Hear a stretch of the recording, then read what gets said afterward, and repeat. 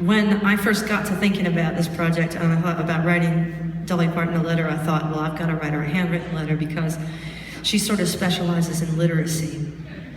And I thought she might be inspired that a high school dropout would be able to write her a handwritten letter. And I was agonized over all the grammar and without having my spell check and so I write this letter. It takes me a really long time, and I get it in my head at some point over the course of writing this letter. I get it in my head with the anxiety that I was having about grammar and spelling. I get it in my head that I should make mention to Dolly that maybe because she's 71 and might not be able to hit all the notes in the story, that I would be happy to drop the key for her in case she couldn't.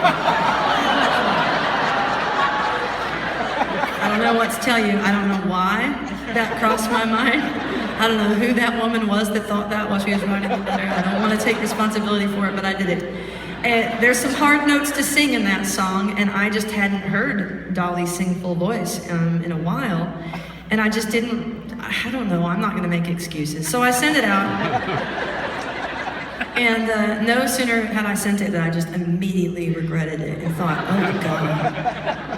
What if that's a horrible thing to insinuate, and what if it's just not true and ridiculous? And so she very graciously responds within about 2 days. I get a letter back on Dolly letterhead, which is everything you think it would be. 3.5-inch hot pink letters in cursive that say Dolly, and the Y, and the Y turns into a butterfly at the end of it.